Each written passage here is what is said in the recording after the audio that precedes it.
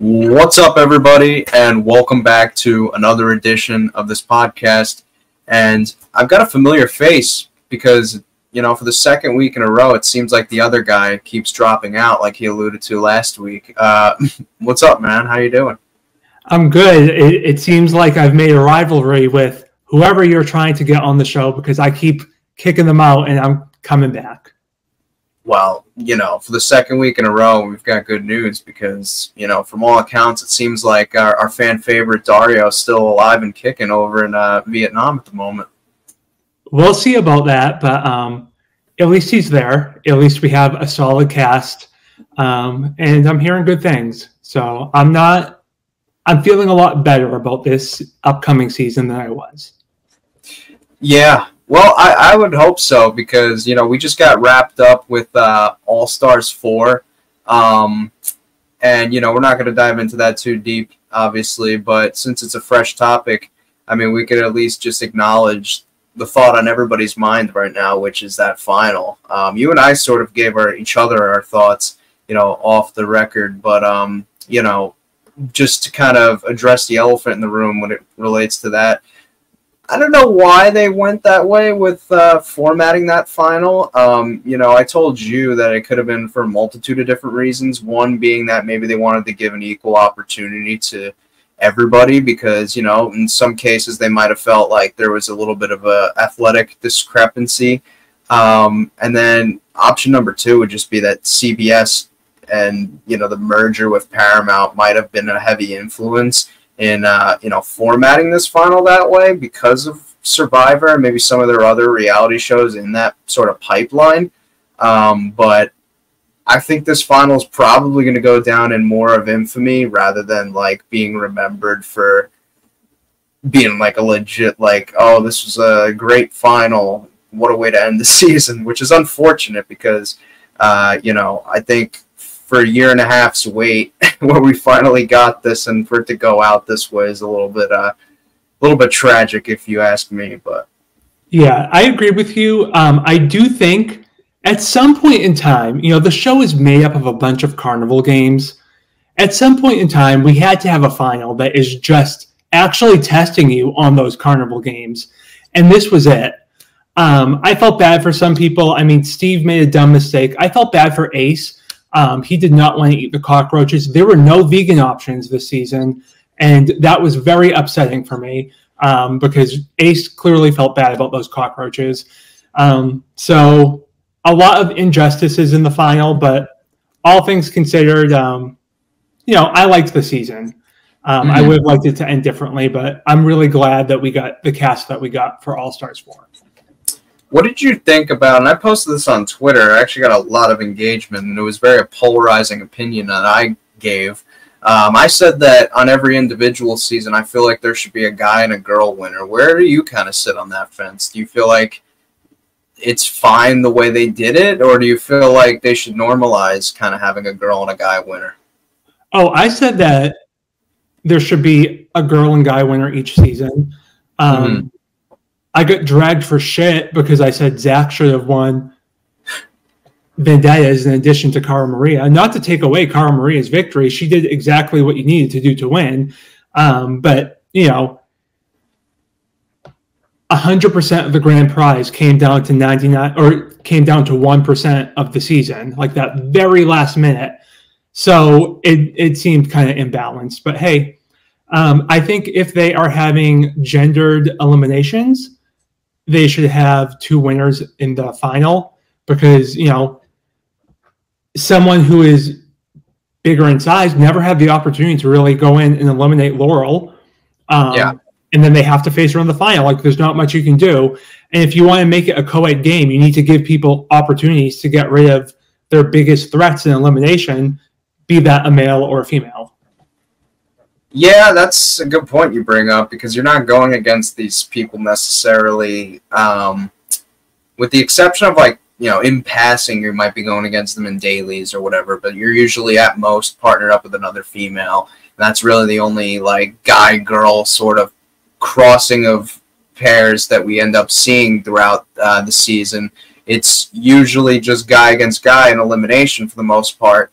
So that's why it's a little kind of like, well, shouldn't the final be separated by genders? And Vendettas is probably the greatest example to bring up right now because, I mean, you would say probably about most of that final was guys against guys. Like, you know, we had in the very beginning stages of that, it was the guys trying to, like, weren't they like, was it swords that they had to put in somebody else's, like, bucket? And it was just guys and going against the guys and the girls with girls. So that was kind of maybe more of a format thing, but that's definitely another glaring example of where somebody should have won. And I just think, you know, competitively speaking, I just think it's more fair and easier to follow. So yeah, I will say this may have been the closest example of a co-ed final that was somewhat balanced. Like, you know, I think like the, you know, marble rollings and eating chili peppers and all that stuff that they had to do. I don't think, you know, a male or a female has a specific advantage there. But when you get to like other elements of the final that involve strength and stamina, you know, there are differences that should be discussed and vetted out before they go into the final. Yeah, well, I mean, eating peppers. I mean, Camila, if she somehow didn't get herself axed from the franchise, she would have really struggled in that area. If anybody knows about the Spring Break Challenge, but we don't need to dive down that rabbit hole. Yeah, I think that's a deep, spicy rabbit hole, pun intended. Yeah, but we're going to be jumping down a rabbit hole today, and it's actually a quite big one because today, and I'll explain the rules to you guys right now. As you can see on my screen, we have a good old-fashioned tier ranking, which in the past few years, tier rankings become a popular thing. If you see online, people rank everything from, you know, fast foods to ice cream to movies. It's taken on a life of its own. And today, the life that we're going to have it take on is we're going to be tier ranking every Rivals pairing, including Final Reckoning, in the history of the franchise. And sort of the rules here, and before, you know, you get to the end of this video and question why some pairings that might have had explosive dynamics throughout the season weren't ranked higher. The rules here, we're solely ranking these based on their backstory and their actual, like, beef going into the season versus how it actually unfolded on the season. So for an example here, a pairing like Tyrie and Dunbar, where a lot of people scratch their heads heading into the season, you would see coming out of it that there was more than there was coming in. But we're solely counting what their backstory was, what their storyline was heading into the season. So I've kind of broken these down by a few different categories. Usually S tier, which is the top one, that one is called the take the money and run category. This is like undisputed, like just bad blood personified. And then usually what would be the A tier ranking is called This Is Real. It's a complete rivalry. No questions asked. Now it's a necklace. This one's sort of like the middle tier where there might have been an instant where, you know, a fight or confrontation might have taken place, but the two people were able to get over it rather quickly, but still justifies and qualifies as rivals. And then we get to the bottom two where it's likely blocked on social media. This one's more or less just like a petty sort of like we don't really care for each other, but it's not much of a rivalry. And then the bottom one's just non-existent. So, you know, you'll see what we mean once we get to there. But real quickly, Mike, what are your thoughts on these? Just, you know, jumping out on the screen right now when you check these sort of categories. Yeah, I will say I was at least reading and somewhat active in like the challenge fandom online when all of the spoilers came out. And like I remember Rivals 1, Rivals 2, Rivals 3. I remember all of them before the first episode aired. So I kind of have some memory of what those seasons were like for people who are into spoilers. I also will say to prepare for this list, I did absolute jack shit. I did nothing. And I think it's if it's a strong rivalry, I shouldn't need to remind myself about why these people hated each other. Like, it should speak for itself. And that's kind of my train of thought, or at least the justification for doing absolutely zero work for this. But, I do kind of stand firm on that I shouldn't have to remind myself. If it's a real rivalry, we'll know it. Right. I mean, look, guys, he came up with the idea, I think, for the past 2 videos, so I kind of had to shoulder the load on this one, I'll admit. And then, on the next one, we'll probably throw it back around and, do a topic that I think he had actually brought up, which we'll get into that. But since we're in the present, let's further ado, hop right into this thing. I ordered these from Rivals 1 all the way to Final Reckoning in order with the cast photos here, as you guys can see. And we're going to be starting with Aneesa and Robb. So for anybody that knows, obviously, and saw the duel, you'll know that this definitely had a lot of legs to it. Robin said some pretty insensitive comments about Aneesa that we kind of later saw on Rivals 2 sort of like resurface in a similar way with Trishelle and Aneesa. But Robin, obviously, this was a big focal point on the duel because, even Brad, one of her San Diego castmates, was saying something to the effect of, going forward, I'm going to want nothing to do with her. That's how, kind of serious these comments were. And then if you saw on, the beginning when they got introduced to each other, there was definitely a little bit of awkwardness and trepidation there. So they definitely were not on the same page heading into Rivals, and this definitely has justification. So for me, at least, at the very minimum, this is in the This Is Real category, and I'm kind of hovering over right now whether or not to put it into Take the Money and Run. But I'll let you start for yourself. Off the top of your head right now, what would you put them into, Aneesa and Robin? I would put them into This Is Real, and the only reason I say that is because the duel happened in 2006, and there was a lot of time for it to fizzle, and it was not forgotten about, but they had done the duel 2 together in between. There were moments where they had overlapped, and we really didn't see anything reemerge. So I'm not saying that they had amended their relationship, but they weren't actively butting heads coming into the season. But there was real reason to call these 2 rivals. Yeah, I'm kind of with you. And plus, too, I got to take into consideration, I don't really think push come to shove either of these 2 would have taken the money from each other had there been that option. Robin had, I think, a kid or maybe 2 kids at the time. So I don't really think that Aneesa would have done that, and I don't think Robin would have done that either. So I'm with you. I'm probably going to put them near the top of This Is Real, because there's definitely still heat there, though. Next up, we have Jenn and Mandi. So for those that saw Fresh Meat 2 would know, this was kind of like an altercation where Jenn actually did put hands on Mandi, technically. It was like a mush, and Mandi actually had the option to send Jenn home, but decided not to because she didn't want Noor to go home, which was Jen's Fresh Meat 2 partner.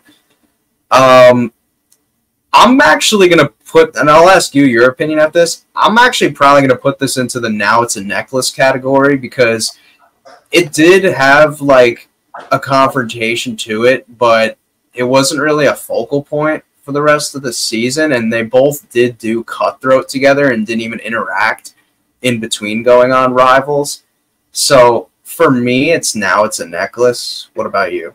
Yeah, no, I was thinking the exact same thing because on Fresh Meat 2, immediately after the fight, Jen's over, calling, she's making horse noises and all those things, but then they're explaining to Mandi that this is just a sham because Jen's a double agent and yada, yada, yada. So they rationalized it and yeah, I don't think it was very deep. I think it was just a quick explosion and done.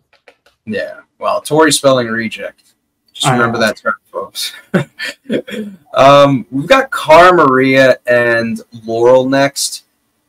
This one's a little tricky because I feel like it's not so we obviously know what their relationship's like today and what it's been like after this fact, but we're speaking to the fact of 2011 lens right now. And, you know, they would have done 2 seasons together. Obviously, Fresh Meat 2, not a big sample size, but there was, like, the caveat that they were, like, the 2, you know, best females per se, or at least heading into the Fresh Meat 2. They were the 2 best perceived females. And then on Cutthroat, the big focal point was Abram keeping Cara Maria safe and, like, you know, her kind of maybe not pulling her weight in Laurel's eyes throughout the season itself. So this was, I would say, definitely real.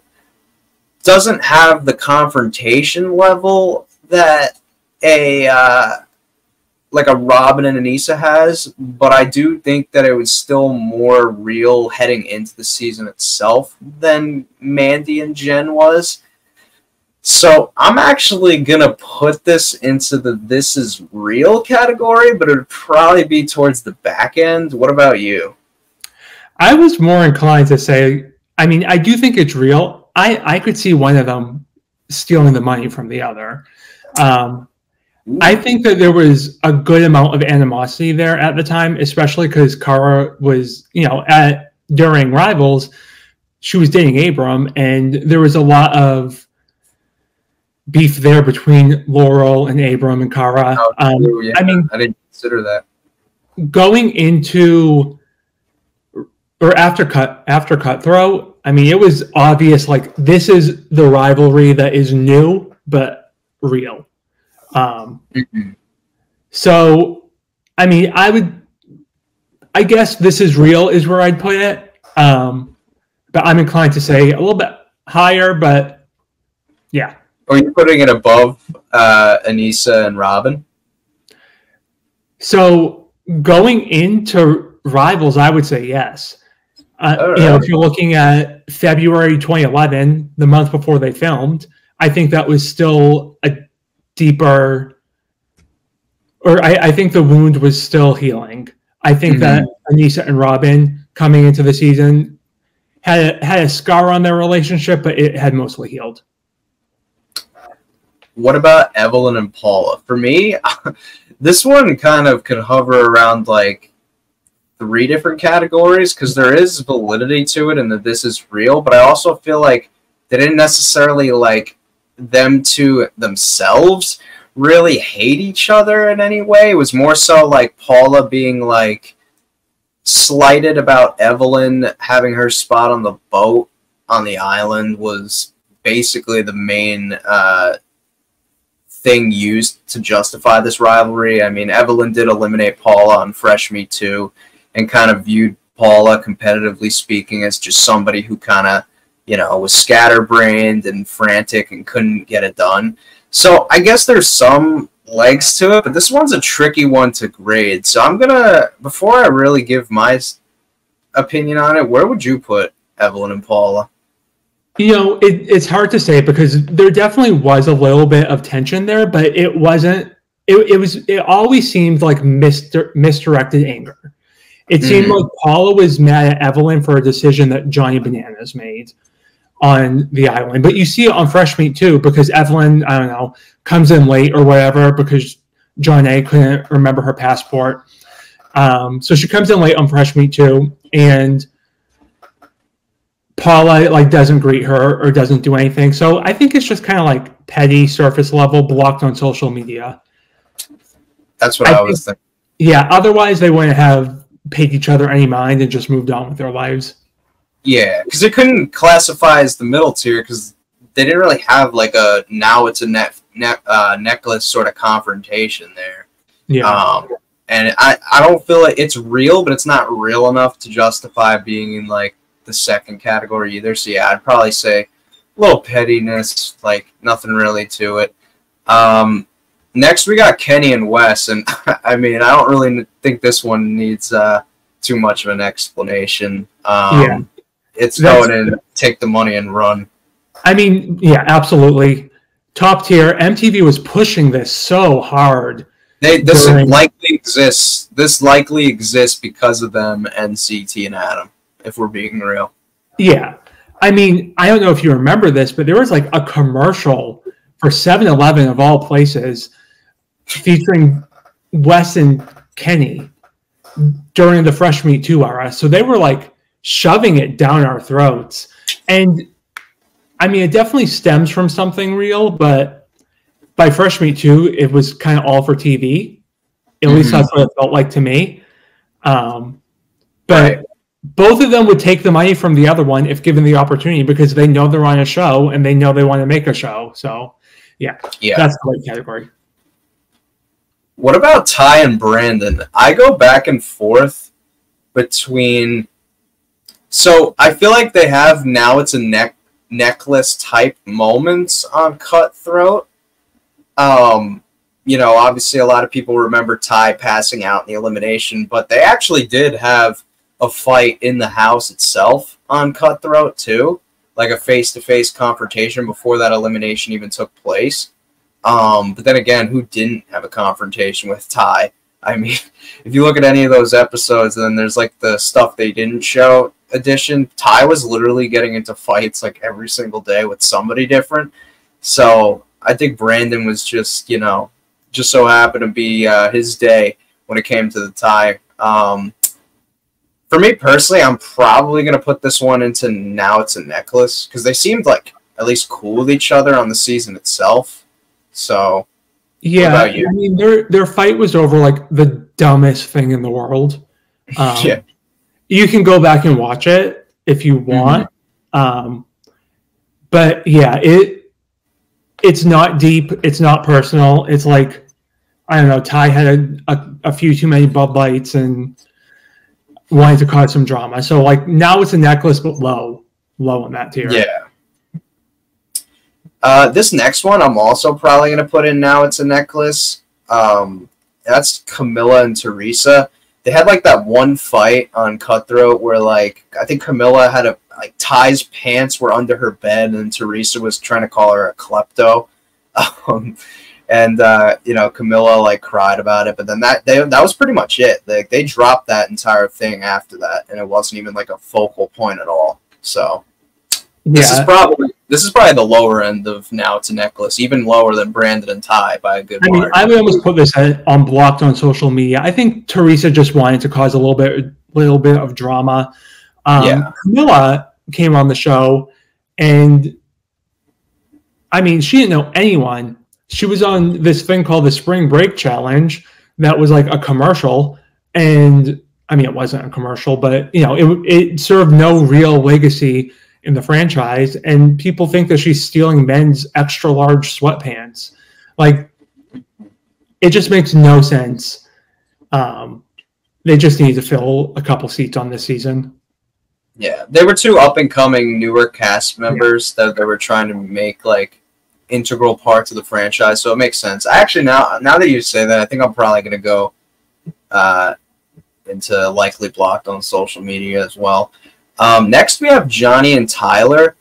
So this one was kind of like a deeper cut because these two obviously appeared on the same Real World season as each other.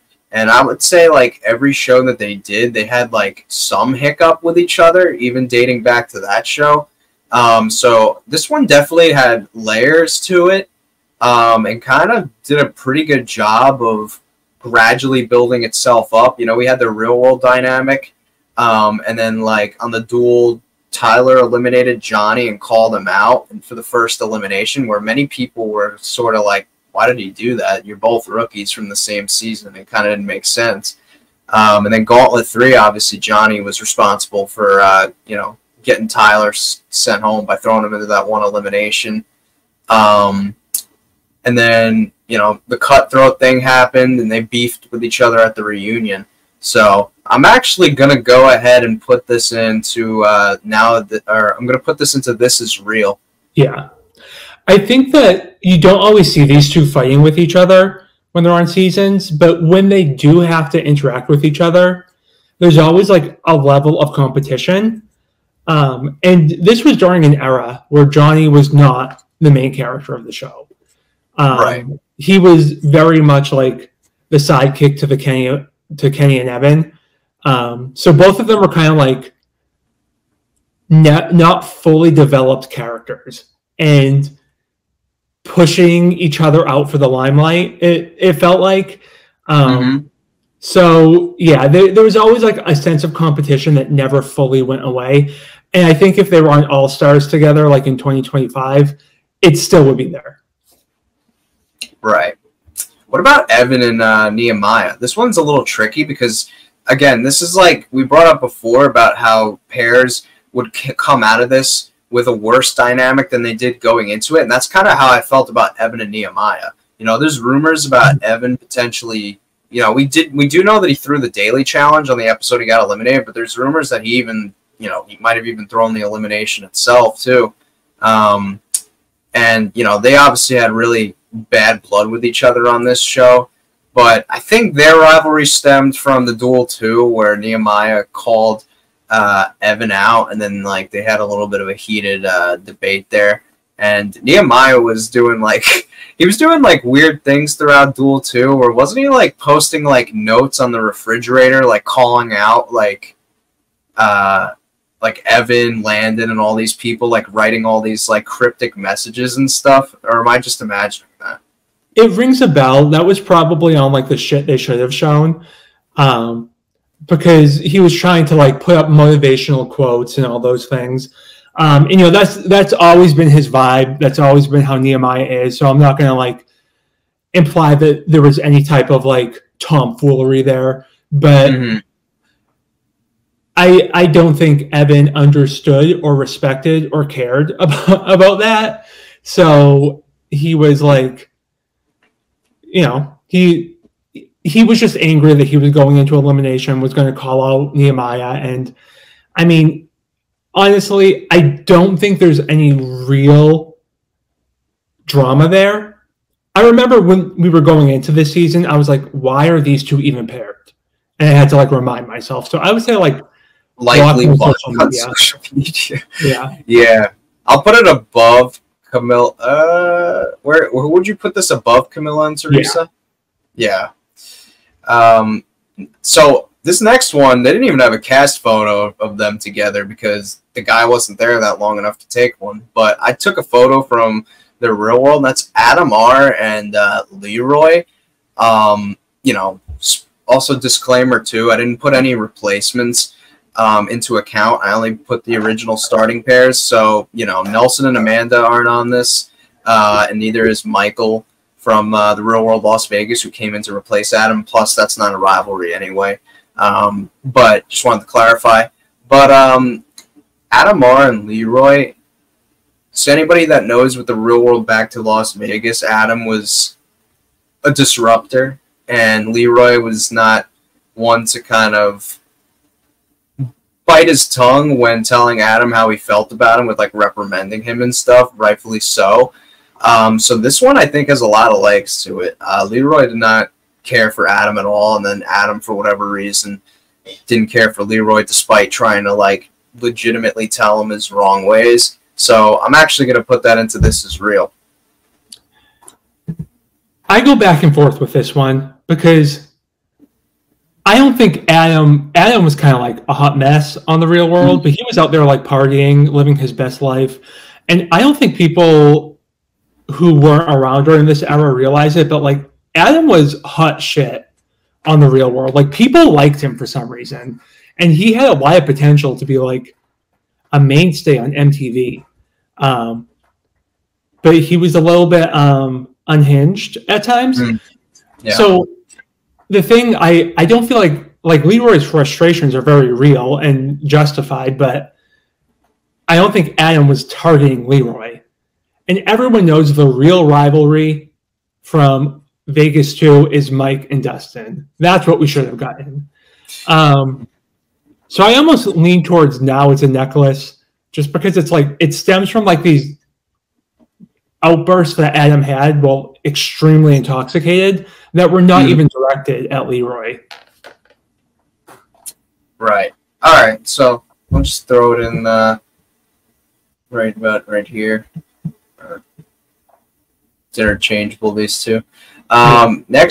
Next we've got Jonna and Jasmine. I guess their main basis was sort of them kind of fighting over the same guy on their Real World season. For this one, I kind of honestly want to lean towards likely blocked on social media, maybe. What do you think? I'd probably put it a notch higher. Now it's a necklace, yeah. Yeah, I mean, they had some really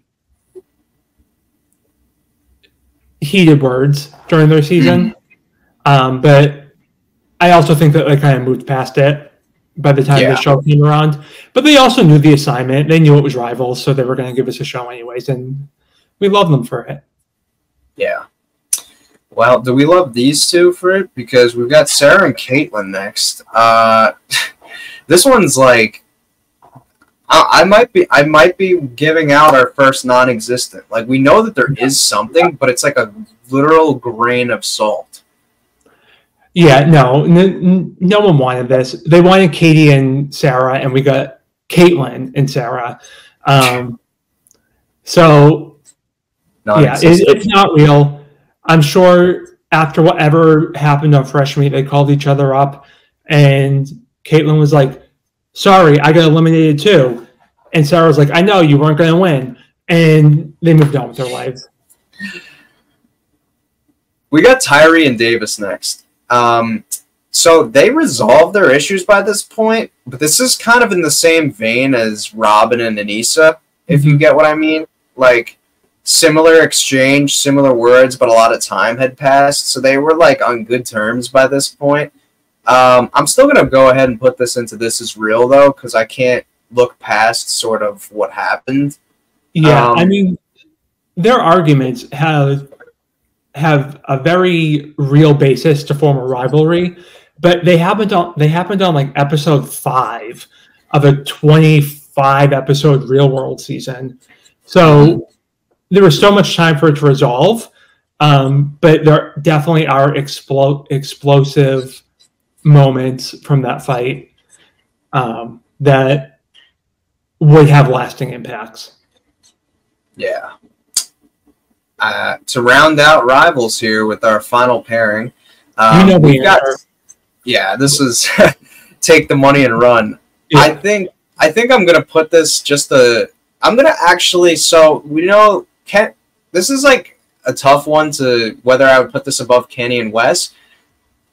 I'm leaning towards putting it behind, only because I think that if they won, CT would have split the money. Whereas I feel like if Kenny and Wes both won, they both would have took it from each other. I mean, going into it, I would put this one higher. Yeah. Because true. And maybe I'm a little biased here. I think there was a lot more gas on this fire coming into the season. Because, this is coming high off the duel, too, where CT might have tried to kill Adam. We don't know. But that was a very big moment that MTV likes to bury nowadays. But it had a lot of people talking, and I mean, nothing that Kenny did comes close to what CT did to Adam, or nothing that Wes did. That's a good point. I didn't take murder into account. Yeah. One of the few murder attempts on the show. We've only had a couple. Yeah. Well, back then, that was the norm, So, kicking off, heading into Rivals 2 now, we're staying on CT. We got him and Wes. So, they obviously had some issues on Rivals 1. Everybody knows, like, that fight that lasted, like, all night long where like Wes threw CT's bed over the balcony and CT was screaming in his face. And then to take it a step further than that, they had that argument with each other on the, what was that, the final? No, that was the second to last elimination on the, oh no, that was the final elimination, right? Yeah, it was the last elimination. It was Push Me. That's a whole topic for another day because I have lots of thoughts on that. But I'm inclined to put this in It's Real, only because there are two instances that are so far apart that clearly there's some like underlying distrust that can surface at any moment, even though they can spend 95% of their time in the house together. being just fine. Right. We got we got Diem and Aneesa next. I think this is, despite their big names and what they meant to the franchise, I actually think this is probably one of the weaker rivalries, in my personal opinion, on this season. What do you think? I totally agree because, I mean, all they really have are, like, unfortunate game moves that they didn't want to make. Like, there's kind of backstab decisions there, but only because the game forced them to make decisions, and there were really no other options. It's not like completely blindsiding your friend. And they had so many seasons together before this, or in between the duel where they first got into a confrontation and Rivals 2, that I think everything had smoothed over. So I almost say this is non-existent. Yeah, I'll put it above Katelynn and Sarah, though. Yeah. But yeah, I'm with you. Next up, we got Derek and Robb. This actually stems from, like, the funny fight on Battle of the Seasons where everybody seemingly got involved with this fight. It started with, like, Derek and Robb, and then somehow Derek got pushed. Like, Sam... Or no, it was Derek got pushed, and then he fell into Sam, and then Sam fell into the plant. Shout out Marie Rhoda for that. But yeah, Derek was involved with Robb too, where Robb tried ripping his shirt off, and like, oh my god, it's just like it's like a typical, like, out of a movie moment. Like, it's funny TV, but like it's straight up. Not everyone's the Hulk. It's fine. Most of us just know our limitations and we don't try to rip our shirt off. But hey, Robb went for it. Yeah, I'm actually going to put this in Now It's a Necklace. They had a fine relationship with each other going into this, but this is like the quintessential Now It's a Necklace type of thing, because the actual Now It's a Necklace is very similar to this thing. Next up, we have Jordan and Marlon. It's an interesting one, I guess, because I feel like Jordan's beef came with, like, you know, mostly the girls, sometimes Johnny Riley in the house. I think a lot of people did get rubbed off by Jordan at one point or another on his Real World season, and we did see Marlon and him butt heads at a point. But, I mean, they seemingly, by all accounts, had, like, a fine relationship with each other heading into it. So what would you put Jordan and Marlon as? I would probably put it as likely blocked on social media. I mean, they have pretty much everything that all of their confrontations were an extension of Jordan and Naya's beef. I mean, there's obviously the incident where Jordan said some very racially insensitive things and Marlon defended himself. That's the most heated you're going to see the two. But I think they had smoothed things over. They had talked to each other. So it was mostly just because they wanted to have someone from Portland, the most recent Real World season. Well, staying on Portland, we got Jessica and Anastasia. So they definitely didn't really, mainly Anastasia didn't really care for Jessica. But I think this is another likely blocked on social media for me. I think that's even generous. I mean, it's another one of the rivalries. They wanted someone different, and they settled. They wanted Averey and Naya. Everybody did. Yeah. Everybody did. Ty and Leroy, I gotta say non-existent, man. I found them. I was doing a deep dive the other day. I legitimately found the Rivals 2, like article interview of Ty saying that, oh, when they paired me and Leroy, I was so surprised. Him and I were hanging out in Vegas weeks before we left. Yeah, this rivalry is about as sweet and low. Like, it's fake as fuck. Everyone knows there's no value to it. There's no substance. Yeah, it's like the most trash pairing that we've seen. Yeah. Nany and Jonna, this one was sort of based around, because Nany had issues with Frank and Zach on Battle of the Seasons, and then, you know, Jonna was obviously dating or seeing Zach at the time, so she was more inclined to side with him. And I think she was also living with Frank in LA at the time, so she was close with Frank.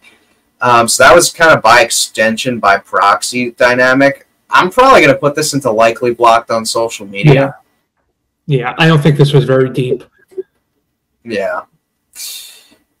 Speaking of Zach, we got Zach and Trey. So this one, these two didn't like each other. Like, there was genuine, like, couldn't stand each other sort of dynamic between these two. They don't have that, like, quintessential sort of, like, moment, though, of a fight. However, from some of my own, and maybe you were on, you know, social media or were in the scene at the time to maybe see it, I found some old, like, AfterBuzz TV, like, radio interviews with Zach calling in, saying that if he ever saw Trey on the street, like, he would knock him out and stuff, like he was being serious, and then Trey was calling in. Like, it was kind of nasty. So I'm actually, me personally, I'm putting it into this as real. I would definitely buy that. I think from a friend, like, just watching the show, it kind of falls into now it's a necklace. But there was so much random beef happening happening during the Battle of the Seasons era that it was hard to keep up with it all. Like, everyone was just cracked on Twitter. They were, like, calling each other every name under the book. It was fun. I liked it. We don't have that anymore.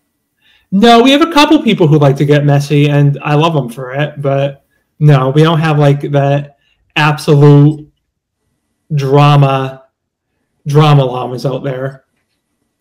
When would you say that social media, like, amongst cast members on Twitter, like, sort of, I don't want to say died, but it tapered out during, like, Free Agents, Battle of the Exes too, but then the whole trilogy, they really encouraged people to be on their worst behavior online. Yeah. And it kind of came back.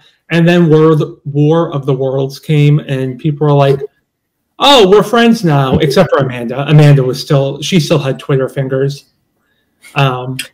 which, you know, I love. But yeah, that's really when it starts to taper off. Mm-hmm. We got Sarah and Trishelle next. This one was based around Trishelle kind of accusing Sarah of getting in Alton's head to kind of throw him off his game and use him for, like, I don't know, maybe political sway. So this isn't like a super layered rivalry. I think it's more of like a heat of the moment type of thing. Where do you put them?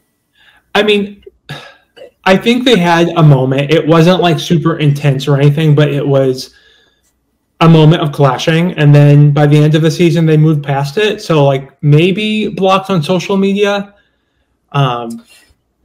But, yeah, you know, Vegas was kind of a floater team at the beginning of the season. But by the end of it, they seem to be cool with Brooklyn on seasons. So, we got Camila and Jemmye here. I'm leaning towards now it's a necklace. Yeah, because they had that thing on the bus ride on Battle of the Seasons. Yeah, I mean, going into Rivals 2, they called themselves Team Subtitles because they needed subtitles. And that fight is just a prime example. Like, I don't remember a word that was said because they needed subtitles. Yeah. 2 accents. Yeah. What about Naomi and Cooke? This one, I think, for me personally, I would have loved to have seen Heather Martyr make her return for this season, because I think she possibly would have been a really good partner for Cooke. Yeah, I think that this is real, though. I think that they had some drama on the Real World Las Vegas, and I think that they would be comfortable just never seeing each other again if it wasn't for this season. But, you know, shout out to Cooke. She was very gracious when Naomi had to leave, understandably, for family condition or family emergencies. So I think it had a happy ending, as happy as it could given the situation. Yeah. Jasmine and Theresa. I feel like this is sort of like maybe the higher end of Now It's a Necklace. Yeah, I mean, Jasmine and Theresa are the type of people that like to be vocal when they're upset, and we saw that on Rivals. At least it's like one of those outbursts that gave us a really memorable moment when Jasmine punched the mirror. So, so that's good. Yeah. We've got... Okay, well, this one got out of order, so I'm going to skip over it. That's for Rivals 3. Knight and Preston. That I would say that they're real. Yeah. I think it's one of those relationships where Knight was never really able to connect, at least from what we saw on the shows, with Preston, because he was always so outspoken and easygoing and lighthearted, and Preston was more serious at times. And then when they clashed during the Real World, they just never were going to be able to get along. Although I'll be honest with you, I more so remember, it's another one of those examples. I think they wanted Ryan, Leslie, and Preston. That's the real rivalry, and it wasn't going to happen. Preston said that they were originally supposed to be on the first Rivals, him and Ryan Leslie. Yeah, that would be why. Imagine that. Imagine him in the same house as like JK and Adam R for like, even if it's like one night. Yeah, that would have been a great one episode. Honestly, I would, with all due respect, Brandon's great. I've never spoken to Ty before. I would have in a heartbeat if you would have asked me Ryan and Preston or Ty and Brandon. You know who I'm taking in a heartbeat. Yeah. I mean, for a rival season, just based on like the actual animosity, yeah, you want Ryan, Leslie, and Preston. I mean, they're going to hate each other. Well, I mean, these next two guys clearly hated each other to justify them being together. We got Bananas and Frank. So I think for many people that know, and we're going to get into this point in a few moments, I think they wanted somebody for Frank specifically that they had in mind.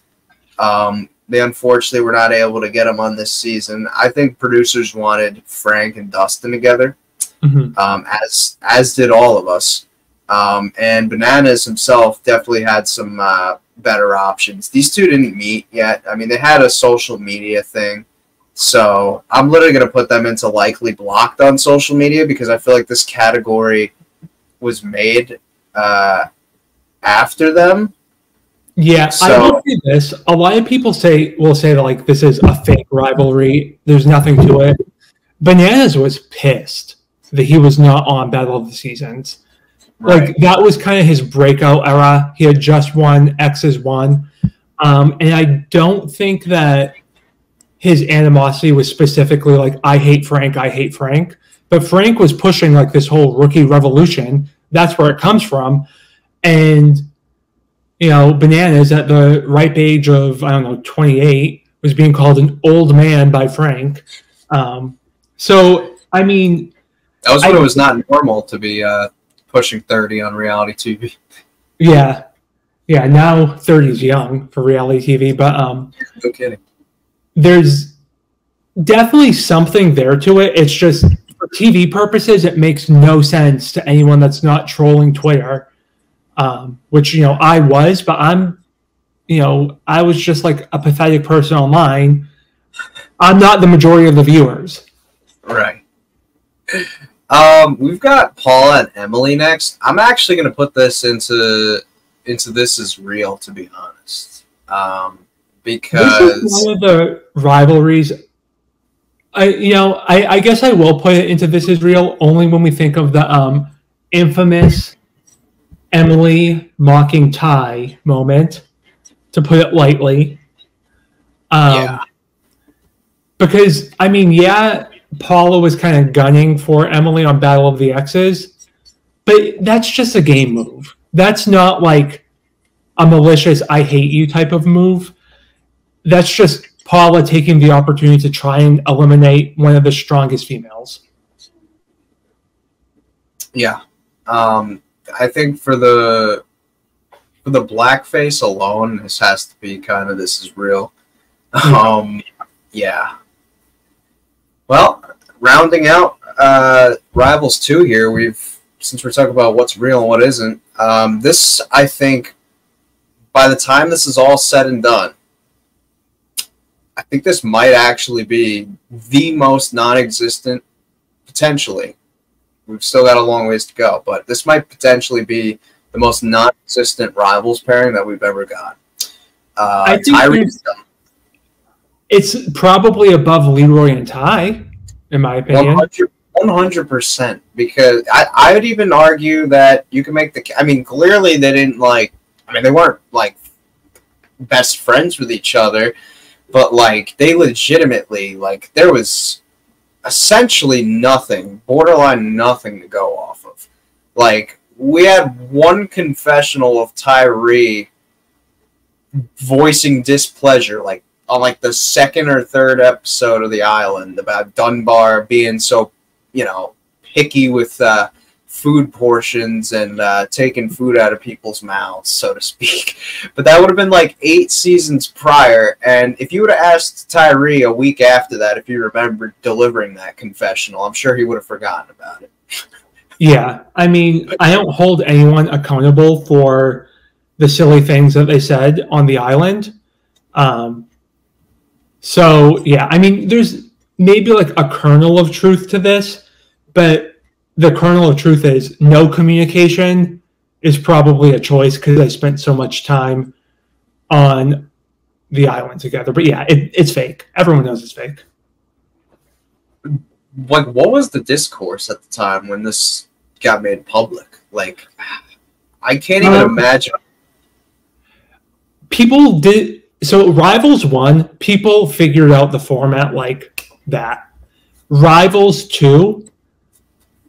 It took a little bit longer, especially when the spoilers were coming through and Tyrie was eliminated first, then Dunbar, and people were like, huh? Because people kind of thought it was Rivals, but then they saw those two together and they weren't quite sure. So the communication was, if these two are together, there must have been a format change late in the process.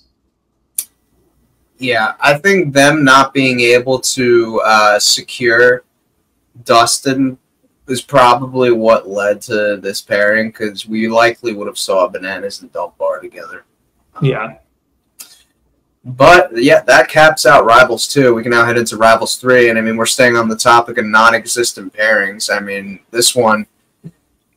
Rivals 3 is like when you want to buy a good Rivals season, and you order it on Temu, and this is what you get. Like, it's just... You get what you pay for, and they bought a lot of Are You the One kids. So, yeah, it's clearly built around one person, or one pairing. It's funny how they decided to put Averey and Leroy together, because their justification for it was Leroy thinking that Averey was... or cheated on Johnny Riley in a relationship they were no longer even in with each other. And the funniest part about it is at this time period, Leroy probably doesn't care about half of his relationships with women that he was seeing at the time. So why would he care about somebody else's relationship that he hardly knows? It's ridiculous. They really just did this because they wanted both of them on the show. And, you know, I mean, hey, they would have been I would go as far as to say, as if they stayed in the game, there's a high likelihood we'd possibly see them get second place. I think, yeah, they could have been what Vince and Jenn were, but... Yeah, because there probably would have been a certain point where Vince isn't pulling his weight, where Bananas, like, honestly favors Leroy, potentially. Yeah. But that would have probably been the only good plot point to come from this, is if we ever ran into a situation where Bananas only had to, you know, carry one of his number ones to the end, his own cousin or Leroy, and he has to make a choice. That probably would have been something. We got Wes and Nany next. I can't really remember why they didn't like each other. I mean, I think that they actually answer this for us on the season when they start to like trickle into the house. It's probably likely blocked on social media because they just never really like connected with each other, and it's that deep. Yeah, I mean, Wes was aligned with Theresa on X's too, and they were going through it with each other. And then, like, I think Nany was clapping and cheering and saying it was karma when Wes got injured during the hall brawl against Leroy. So there's something, but I feel like that was, like, for instance, if that happened and Wes got hurt just by himself and Theresa wasn't attached to him, I doubt she would have had that reaction to him getting hurt. It's all extensions of another feud. It's not actual dislike for the other person. Right. We got Brandon and Briana up next. So there's definitely something here, but I feel like this might be another one of those, like... I mean, they had that fight where, like, Brandon was, like they showed it in the clip from Ari the One where Brandon was, like, trying to, like, say how much smarter he was than everyone in this house and how everyone's a moron and how he's got a college degree, and then Bree's telling him, like, oh, talk to me when you've got 2 college degrees. A lot of people have degrees or something like that. So I kind of would maybe lean towards now it's a necklace, maybe. Yeah, I'll take your judgment on it because I watched Ari the One too, and I don't remember this. So it's on the lower end, but I'll put it into now it's a necklace. We got Cory and Ashley up next. This one is like, so we know Ashley got evicted from the Real World house that Cory was also in, and she made a comment to him about her family being able to buy Cory's family. So there's something there. I don't know if likely blocked. I'd probably maybe put this since. What would you say? I mean, I think you could go either way. I guess I'll put it slightly above likely blocked because Cory did vote Ashley out of the Real World house. Granted, Ashley was just gallivanting around San Francisco for like 2 weeks, not coming home. So, I mean, hey, whatever works for them. But they're one of the teams, they know the assignment. They're going to show up and kind of bicker and feud because that's just what they do. What about Devin and Cheyenne? You might know about this one better than me. I'll be honest. I didn't know a ton about this feud going into it. Yeah, I lean towards like likely blocked on social media. I think if I recall correctly, Cheyenne just kind of thought Devin was arrogant. He came across as like a snake oil salesman on his season of Ari the One. Like he pretended to be a master yogi, and in the end, he kind of did come up with a plan to help them win. But I just don't think that they really connected. But again, a lot of Ari the One is kind of a blur to me. I've watched all these seasons. Well, we're weeding through the rest of them right now because we've got the next two, which is we got Nate and Christina. This one had so I'd say by the time this was getting ready to film, these two were cool with each other, but it does have legs in the sense that I think Nate and Christina were seeing each other in the house, and then I think she dropped him or something for Brandon maybe.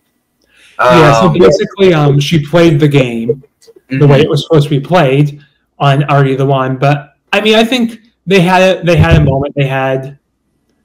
Now it's a necklace, maybe. Yeah, that's where I play it.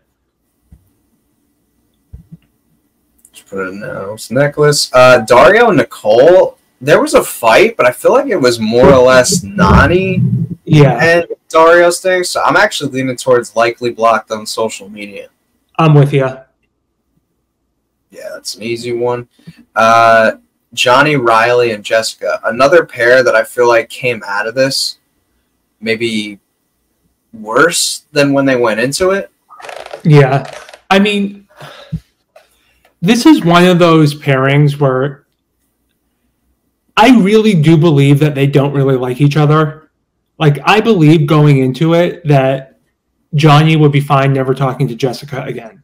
Like, it's not like they actively hate each other and they scream all the time, but I don't think that I just think that they're in different places in their life and they're not interested in, like, really building their relationship outside of this TV show. I could be wrong, but that's the impression they give me. Maybe we'll put this into This Is Real then. Yeah, lower end, but yeah. Yeah, like at the very end. Sarah and Bananas, big one. That's got to go into This Is Real, at least on Johnny's end. I mean, I would say, I don't know how you could not put this and Take the Money and Run. He took the money and ran. Yeah, I feel like I'd be doing a disservice by not. I think you pigeonholed yourself in this one. True. Okay, fine. I'll put it into This Is Real. Okay. There's like a clear disparity, though, between the top. Heading into it, at least, we're talking about. Obviously, present day, it applies. But Kellyanne and Jemmye, I'm leaning towards likely blocked on social media. Yeah, I don't think it's very, very deep. It all has to do with, like, challenge throwing on Bloodlines, which I think Jemmye was throwing the challenge. Or Kellyanne was throwing the challenge. He, like, made a comment about Kellyanne being, like, sort of like a, yeah. Yeah, I think what Kellyanne was being accused of, she was actually doing. And, like, you watch the show and you find that out, so. Mm-hmm. Vince and Jenna, I'm putting this into non-existent, to be honest. Yeah, I don't remember anything happening. It's a bit concerning to me that the only real interaction we have with the two is Jenna calling Vince creepy. And I don't really think it's a good look for people to be making pairings of a woman and a man she called creepy. That's just kind of the vibe I'm feeling. Probably shouldn't do it, but hey, they did it. But there's really no interaction. It's all baseless. Which I guess I think they just obviously it goes without saying they wanted Jenna on the show, and I mean, who the hell else would she have been partnered up with? Mm-hmm. Like, Tom and Simone. This one's going into Now It's a Necklace for me because they had an actual like thing with each other on X's too, in the sense of like we didn't get to see it in the actual episode; it was like cut out, but. Simone threw, like, what was it, like 13 shot glasses, like, in Tom's face. Yeah, they were, like, playing Flip Cup or something, and she threw all the cups in Tom's face. I go back and forth with this because, I mean, Simone would have done that to anyone. You know,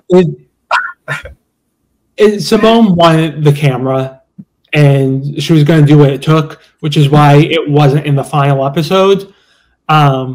So if you want to put it Now It's a Necklace, go for it. I think it's fake. I think it's so funny that I can't pass up putting it Now It's a Necklace.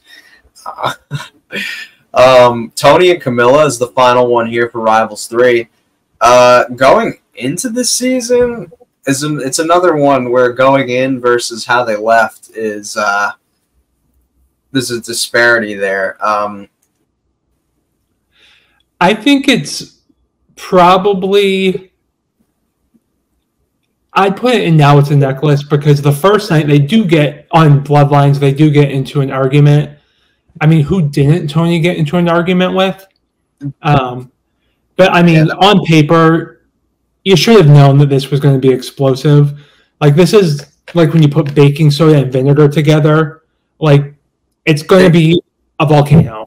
The end result was uncomfortable with how their like last fight that they had was. However, from like a producer standpoint, they really did know like the assignment when it came to like putting them together in the sense of like you just want something like that's a complete hot mess. Yeah.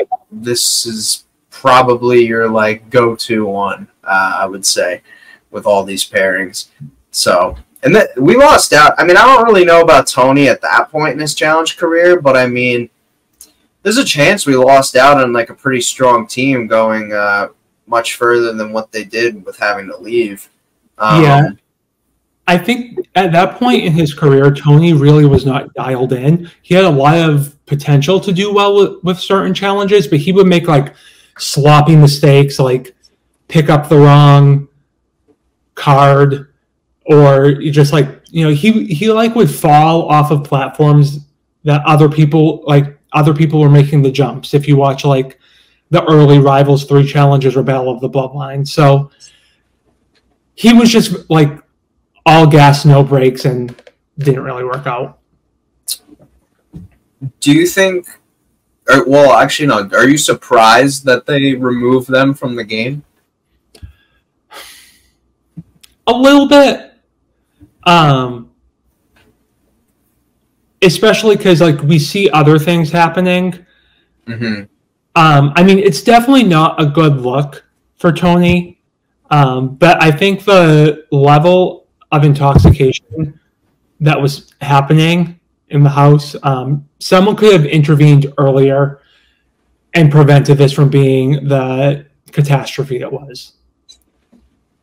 Well, speaking of Tony, we're kicking off Final Reckoning, and disclaimer too before we get fully into these. We've got a couple on here that are going to fall more under the X's label, but since it's not technically an X's season, quote unquote, I still decided to put them on here anyway, just because of how few of them there were. So just a heads up. But kicking off Final Reckoning here, we've got Tony and Bananas. I'm actually going to put this into This Is Real, because there was like, you know, some validity there. I would have liked to have seen this simmer a little bit before we got it, because, you know, we had the turn of Bananas throwing, you know, or Tony throwing Bananas into elimination and causing his downfall on Vendettas, and then they obviously like definitely exchanged words at the reunion, where Bananas was, you know, using punchlines alluding to the fact that Tony wasn't loyal, kind of throwing digs at him for his past with cheating and stuff, which is rich coming from Johnny of all people. Yeah, but I think that they definitely wanted to recreate what Tony had with, what Bananas had with Sarah on Rivals 3, and I mean, in their defense, based on Vendettas, Tony did do a good job writing a very similar narrative. So, I mean, he just didn't win Vendetta, so I think it's real, for sure. Yeah. Well, I mean, there is a caveat because, well, this is kind of in the similar vein of Sydney on Battle of the Seasons. Whatchamacallit? They had Devin actually with the cast in South Africa, so he was there and he was scheduled to be Johnny's original partner, but he had to fly home because that's when his father passed away. And believe it or not, I've heard this rumor floated around, and I forget, I could have sworn maybe Tony might have confirmed it somewhere, but we know that Devin came in as a mercenary later on with Cory. Allegedly, though, had Devin stayed with Bananas as his original partner, the mercenary pairs were going to be Cory and Darrell, and Tony with Madison from his Real World season, which is one of his baby mamas. Yeah, I've heard that as well.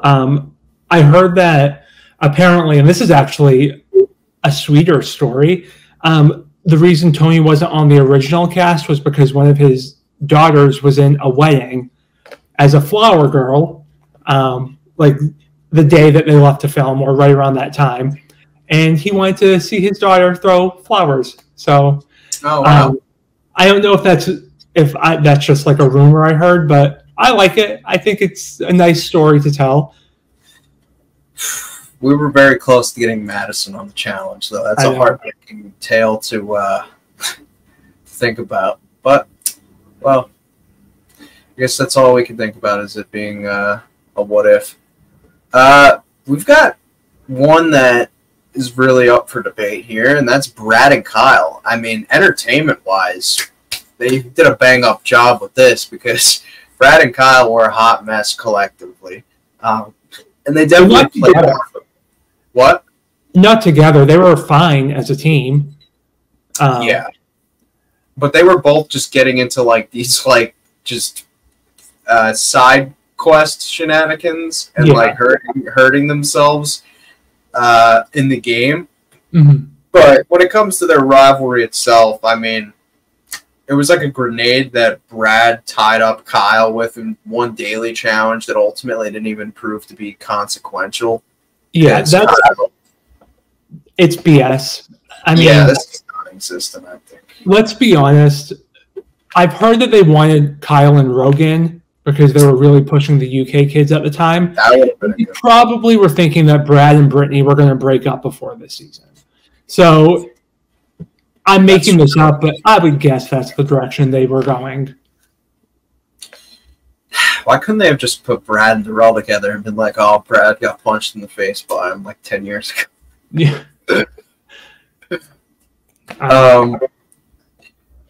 Yeah, I mean they wouldn't have really had anybody else to put. Actually, no, they would have. Brad and Zach would have actually worked, but yeah. But they probably thought, one, that would have been like really overpowered potentially of a team. And two, I think they, clearly they wanted Amanda on the cast and we're trying to figure out a way to get that to work. Which I'll get into in a moment when we talk about that. Cara, Maria, and Marie. This could fall under a few categories. I don't think it was that deep. I mean, I like both of them, and they should have been on the season, but it was over Kyle, like episode 2 of Vendettas, and Cara had moved on from Kyle. So I would say likely blocked on social media, but I don't know. You could sway me. Yeah, I mean, well, wasn't there the thing where Cara liked that tweet that said Marie should never be brought back or something like that? Like, I'm sure she did. That, yeah, because I remember they showed that at one point too on one of the shows. So there is like legs to it, but it's not like a super layered thing. I think it's just more or less like a stupid throwaway. Next up, we got Brittany and Chuck, which I would have actually liked to see them in the Real House. I mean, we saw the stuff in the Redemption, which was definitely had legs to it, but I would have been interested to see what that would have looked like with Brad in the same house as them. Yeah. I'm actually going to go ahead and put this... I want to put this into Take the Money and Run, but I don't know. I mean, honestly, this is very, very real. Like, if it's... Yeah. I don't think people quite, like... Well, the thing about it is, I don't think TV really captures the depth of this relationship, because most of it was off screen, but they were, like, a very real couple. Yeah, like it was like, I think like during Dirty 30 they were still together, and Chuck, like, I think messed up his foot really bad or whatever, and Brittany like went on Dirty 30, was completely faithful to him, respected her relationship, which has got to be hard. I mean, you're in a house full of people who are, there's booze everywhere, testosterone everywhere, and you remain faithful to your everywhere. Yeah, Mountain Dew probably somewhere at some point. So I mean, that takes some real love there. So I mean, and again, we don't really know the full circumstances of how they like broke up, but seemingly on all accounts things got really ugly. Yeah, and it's kind of a he said, she said thing, and I've heard some mixed things that we won't really get into, but I don't know if either of them would have actually taken the money from the other person. I'm going to lean towards no, but because of how real the rivalry is itself, I'm going to actually put it into the S tier for me personally. I mean, I think there's a lot of variables there because it's not on TV. That I personally wouldn't put it in the S tier, but I could easily see it going that way. I will take your judgment. I'll put it at the. I'll put it like at the top of, like right around here. Yeah. That's probably a good place to put it. We've got Cory and Devin next. They came in as a mercenary, as I alluded to before. This one has like actual like camera footage of, they had this like weird like sort of fight in the club on Rivals 3 where Devin was like drunk or whatever, and then like on Dirty 30 obviously Cory was responsible for purging Devin because Devin was trying to like sway Cory into like keeping him around, and then Cory like voted him out. So I'll probably put this into Now It's a Necklace maybe. Yeah, I mean, it's not baseless. There is footage, but there's also like a lot of appearances of the two together that aren't, they get along just fine.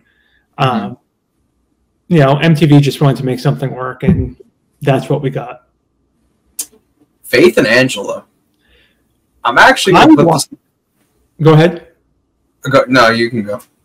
I was going to say, I watched X on the Beach only one time. I don't remember it. I think it was something where, like, Faith was, like, trying to steal Angela's boyfriend or something along those lines. So, listen, they're like the ghost of Christmas future when it comes to Jonna and Jasmine. So, yeah. Same thing. Almost. Not really. I would say maybe blocked on social media. I don't really know.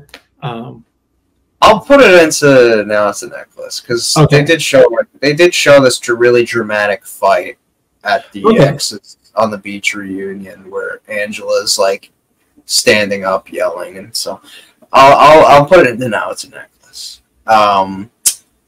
Jenna and Jemmye. Okay, so this might be a controversial take. I'm actually going to put it into Now It's a Necklace. Because this one was based on, and we're talking about going into Final Reckoning. Obviously, in real time, this will probably be in This Is Real, possibly even higher, because they, in recent years, have gotten into social media fights, either 1v1 or an extension of Zach. So this is definitely real today. But speaking to the lens of 2017, 2018, this one was rooted in the fact that Jemmye voted Kayla and Jenna against each other in the elimination on Dirty 30 when she pulled the double cross after Jenna opted to save Jemmye in the opening purge. This was a great game move by Jemmye, and there's definitely legs to validate this happening, but I don't feel like it was like super personal or anything, and it was just game related. So that's why for me personally, I'm going to probably put it towards like the middle half of Now It's a Necklace. I'm with you. I think with the exception of Amanda, like this is the best you could do with a rival for Jenna. And they do have a moment, and Jemmye saying Jenna's name is pretty iconic to me. Like she just like no hesitation, Jenna. And it's a good moment on Dirty 30. It's like honestly one of the more defining moments for that season to me. So, yeah, I think they have a very, very real moment, but I don't think going into this season it was that deep. I would have loved to have seen Jenna and Amanda together. I don't think you would have seen it for very long, though. Yeah, probably. We got Joss and Sylvia next. So we know how the season obviously turned out. This was based on the fact that Sylvia like ate all the food in a daily challenge that was eating involved, and her, Brad, and Joss run the same team, and despite neither guy choosing to eat anything, they decided to vote her in, which made perfect sense from a game standpoint. I mean, it's two guys, one girl. Well, that sounds wrong, but you get the point. Two guys on the same team with another girl, and she's outnumbered. And those guys' games are directly going to affect one another if they choose to vote one or the other in. So it more sense for them to vote Sylvia in. But from the perspective of Sylvia, I would totally be pissed off too in that moment. So I'm actually going to throw this into likely blocked on social media. Yeah, I mean, I think it was cheese that Sylvia had to eat, like smelly cheese or something. Yeah. I mean, to be fair, Sylvia, have you seen Joss? The man doesn't eat cheese. It's just like Using like raw cinder blocks or something. Yeah. Yeah. Cinder blocks is usually what he eats for breakfast. We've got Jose and Devon up next, and I'll be honest with you, I've never really been a Big Brother watcher. But I know from what I've gathered that a lot of people were expecting that Devon and Paulie were. Yeah, I did watch Big Brother during that era. Mm-hmm. And Jose was on for like a week. Or he was the first person formally evicted from the show. And that's really bad. I know you don't watch Big Brother, but being the first person out is really bad. So he really doesn't have any, like, there's no reason that he should have been on this show, let alone Champs versus Stars. I don't know what world we're in where Jose is a star, but that's a different conversation. Anyways, yeah. I would say non-existent, really. Devon, I mean, is in the reality TV world, she's a big star. Like, she has a lot of gusto behind her. I don't know what they were doing putting her with Jose. And he's not even, like, he wasn't even that bad to me. Like, on the challenges, he did okay.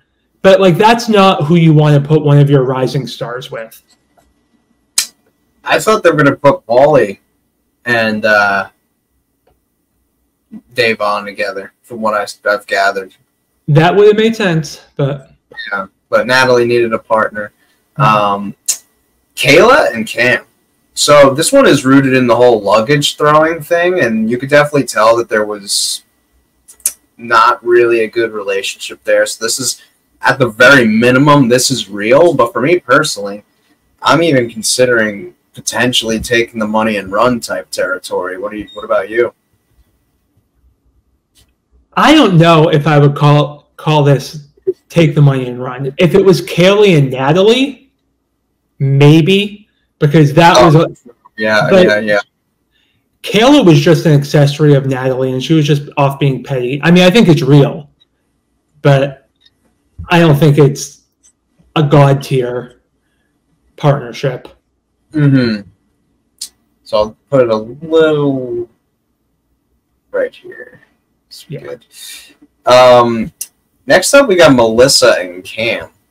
So we definitely do have some legs to this. They definitely did get in each other's face. They seem to be cool with each other, though, by the time Final Reckoning came around. So I'm probably leaning towards the higher end of now it's a necklace, sort of in the same vein as Jenn and Mandi.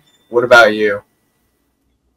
I almost put it in it's real, because that was one of the bigger moments on Vendettas for me, and I don't think it was just like a one-night thing. Like, Melissa was like calling Cam a bully, which apparently is a bad thing to do now, but then she was calling Cam a bully. So I think there's some legitimacy to it. I also love that picture because they look like Power Rangers. If you've ever seen the early Power Ranger pictures. I didn't come up with that. Someone else posted it on social media, but it's funny. Paulie and Natalie, there's something there from what I remember seeing. You could probably speak to it a little better than me. Yeah, from what I remember on Big Brother, like Natalie was not Paulie's like big feud or rivalry on that season. And most of what happened was kind of in the jury house later on. I mean, I don't think it's super real. I think it's more maybe blocked on social media. I could see them being blocked on social media, but I don't think that it's a deep rivalry. Devon and Pauly was the move that they should have made, but what do I know? Jose's a star, so he gets to be on the show. Jose is the first celebrity to ever appear on the flagship, so just want to put that out there. He's the only celebrity I know. Oh, yeah, other than Lolo Jones, who, superseded him. But we've got Nelson and Shane. They had the whole Invasion of the Champions stuff that they had going on, but there was also like an unseen vendettas altercation between them too. I definitely feel like at times they just butted heads, but who hasn't Nelson butted heads with, or Shane for that matter? So they had respect for each other, but I don't feel like there was like a personal, like really deep-rooted hatred for one another. So I'm kind of leaning towards like the higher end of now it's a necklace. Yeah, I definitely don't think it's real. I think that they had their moments. So I agree with that assessment. But on paper, like they should have known the Lavender Ladies and Young Bucks, they're going to overlap a lot this season. And this is just like forging a big partnership between two alliances. Like this is the crux that connects them. So probably wasn't the smartest idea putting them together. They could have done better. They probably would have been a pretty tough out in the final maybe. Or at least I thought, like on paper, they probably should have been one of the favorites. Just because I feel like their skill sets kind of like leveled each other out so much. Yeah, it's like a yin and yang type of relationship. Mm-hmm. Tori and Derek. Well, this is real. Yeah. Another one of the X's pairs. Do you keep it in this is real, or do you go a little higher? It's hard because Tori's not stealing the money from Derek, and she clearly didn't have any ill will towards him. I mean, he clearly harbored a lot of resentment, though. I mean, yeah, she wouldn't steal the money from Derek. She would let him take the money, hack into his phone, because apparently she can do that, and then wire the money to herself, save face in the process.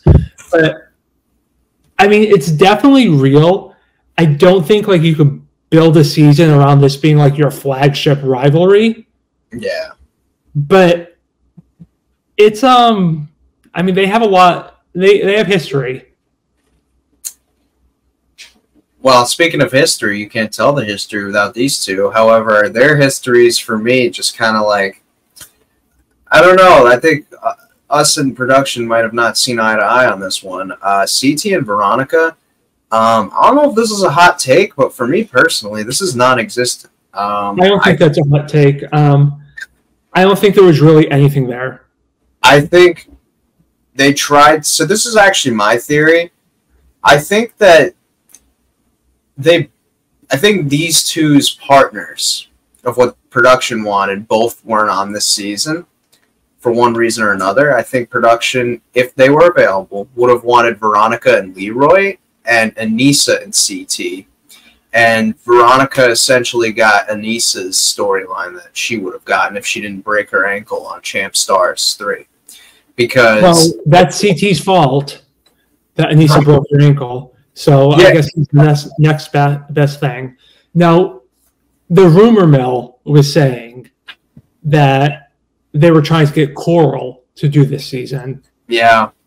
Now, they had big comebacks on Dirty 30 and Vendettas. I mean, Brad was a pretty big comeback for Vendettas. So Coral and CT would have made a lot of sense. Were they going to get it?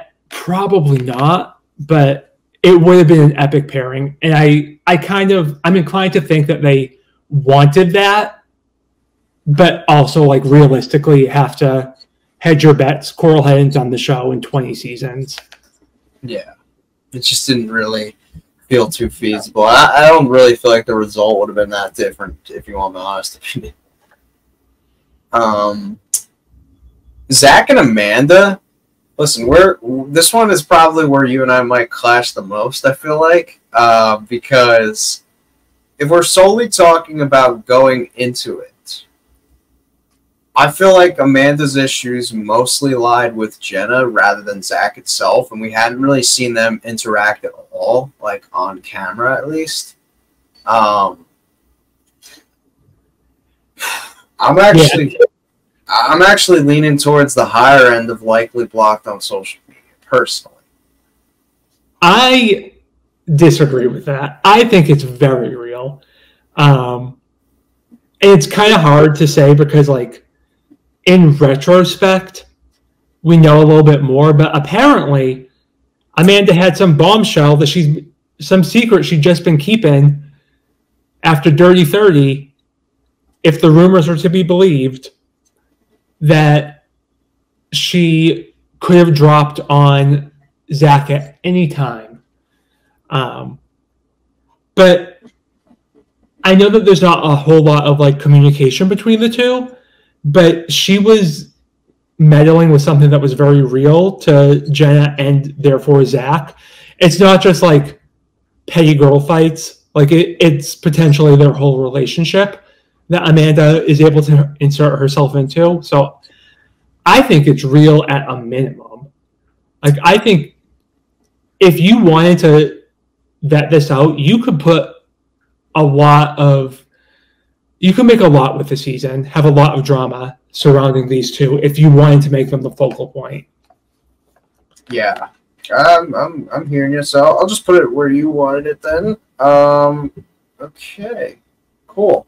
What was the discourse when this got revealed on social media back in the day during spoiler time? Like, were people excited when they saw Zach and Amanda were going to be paired? Yeah, I'm trying to remember what the discourse was.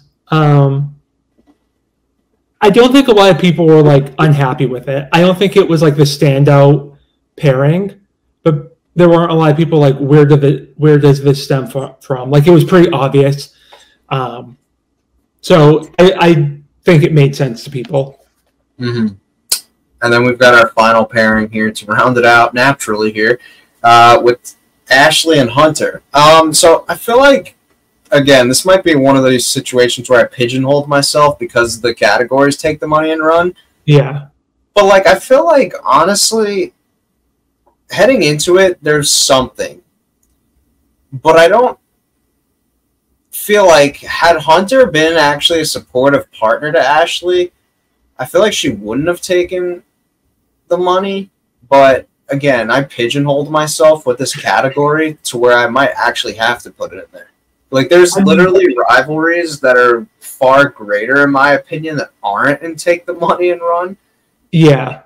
But I totally see your point here. I actually remember I have listened to, I think it was a Challenge Mania podcast with Ashley.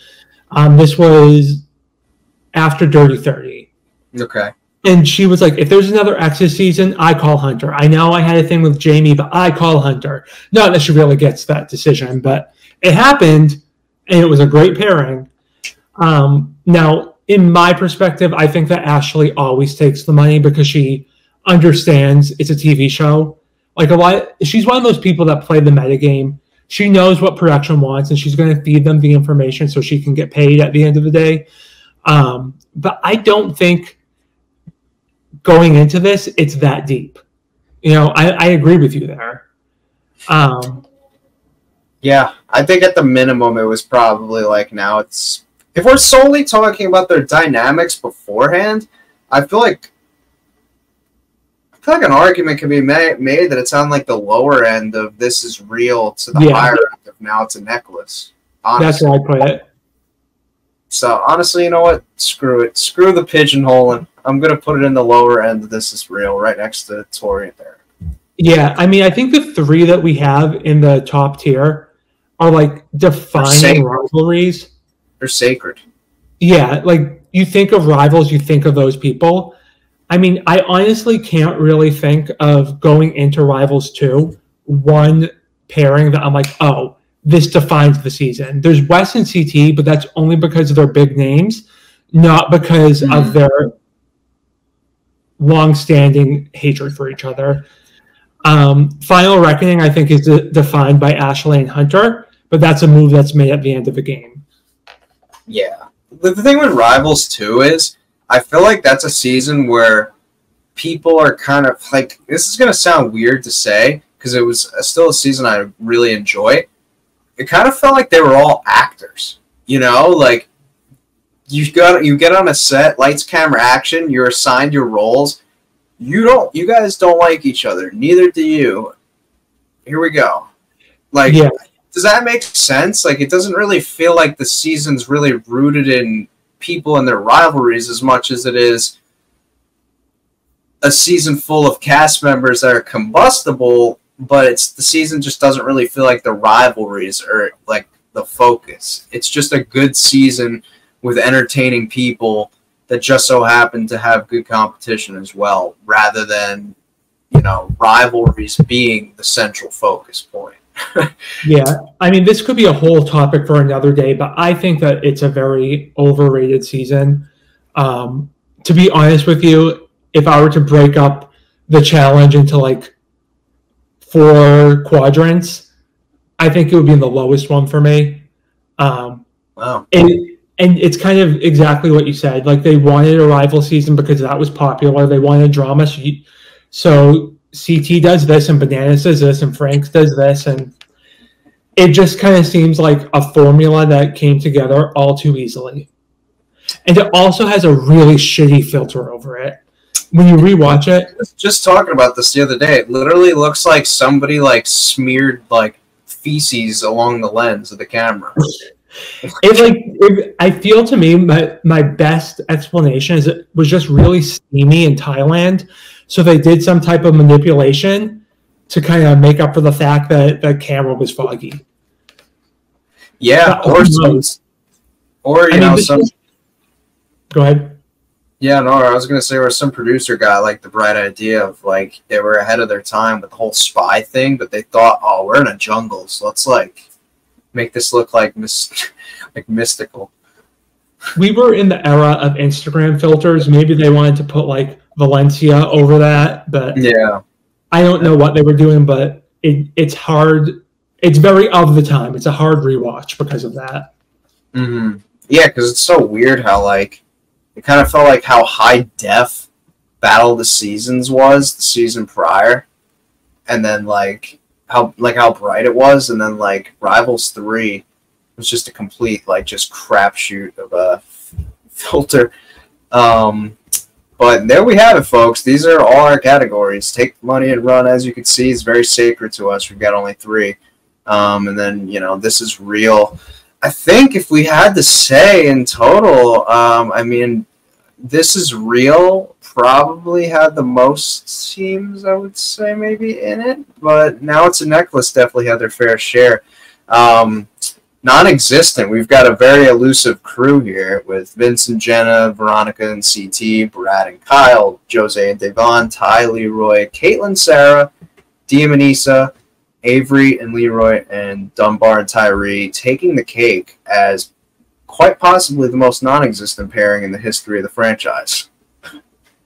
Yeah, I think if you fall into the second or third category, like you have to do something on the season to stand out because your rivalry is really kind of like expected or underwhelming. Mm-hmm. And you could easily just kind of like be lost in the fold. Whereas like people who are higher on the list, the fact that they're with someone that they dislike so much is enough. That's their storyline. Right. This is non-existent. I didn't expect to actually have this many into it. I actually went in with the mindset thinking we were only get like 3. So I'm actually so few because it feels like everyone talks to like people talk negatively a lot about these pairings. And I feel like you hear so much about like these fake rivalries. So I expected more, but I'm over the moon that we got as many as we did personally. But yeah, with fake rivalry. Yeah, but this was a ton of fun again, as usual. You know, we're gonna have to rack our brains coming up with the next topic. Though I've got a pretty good idea.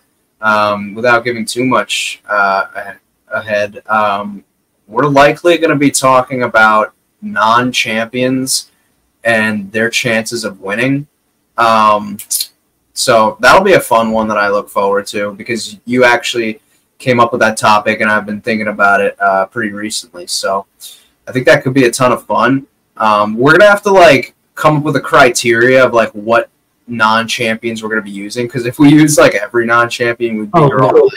It would have to be like notable ones, or we'd probably have to set like some type of deadline, like so-and-so would have had to have done like one of the last like, I don't know, like 12 seasons or something like that. They would have had to have appeared since like 2017 maybe.